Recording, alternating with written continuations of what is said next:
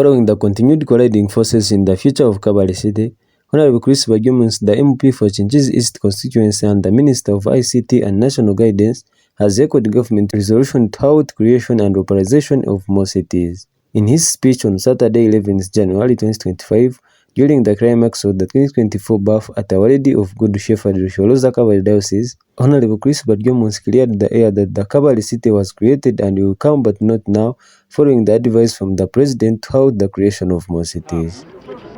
Of government, a proposal came from the Ministry of Local Government to create cities, and we created various cities, including Kabale City, but we scheduled them to start for different times.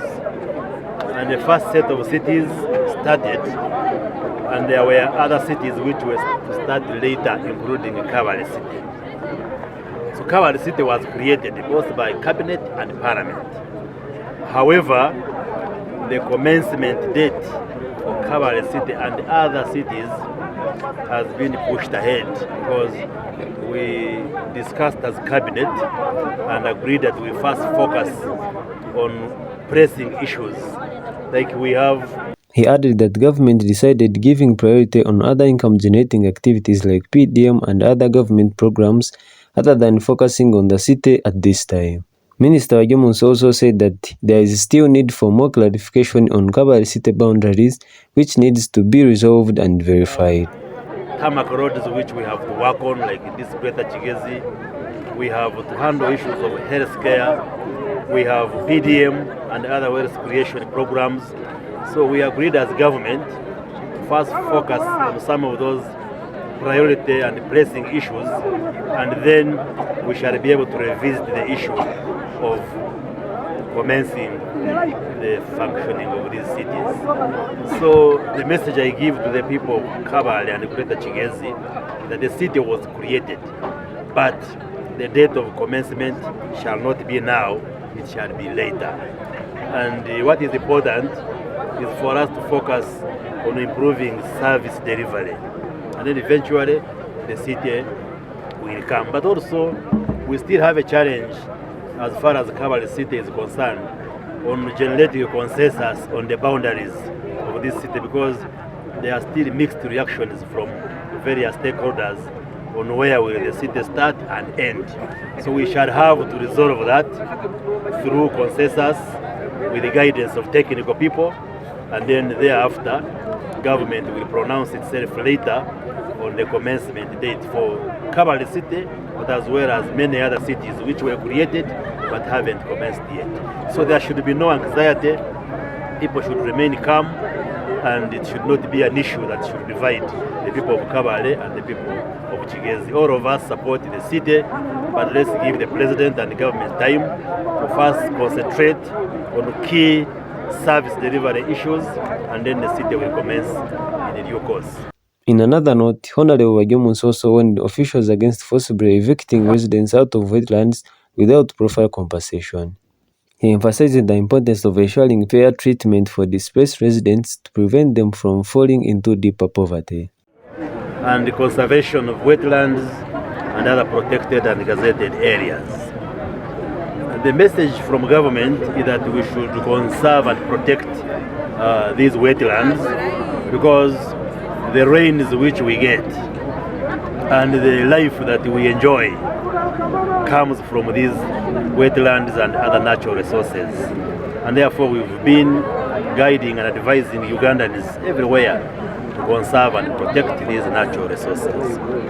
However, we note as government that the regions of Kinkizi, Busoga and Buketi, in the past, it is government which advised the people to settle and enter into wetlands and cultivate into these wetlands.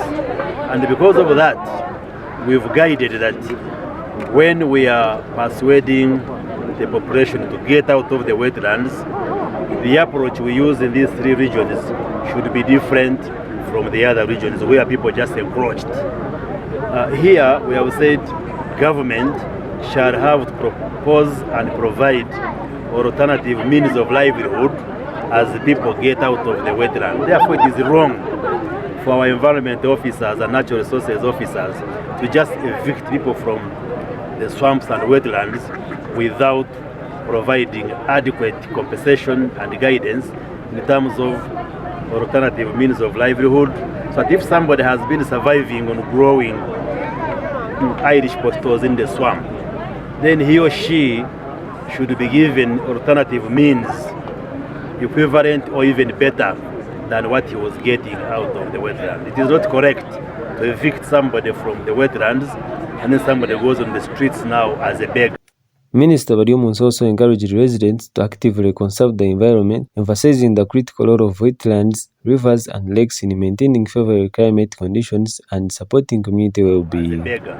For those three regions, the consideration is different, and like I explained, through NEMA and the Ministry of Environment, we are going to provide specific guidance to our environment officers and our district officers to appreciate that these three regions shall be treated differently from the other regions in terms of guiding people as they get out of these wetlands. But remains a cardinal responsibility of all of us, including people of Kinkizi, to protect these wetlands, to protect the swamps, protect the rivers, the lakes, the forests, and all these natural resources, because that's where we derive our life as human beings. Thank you, Honorable.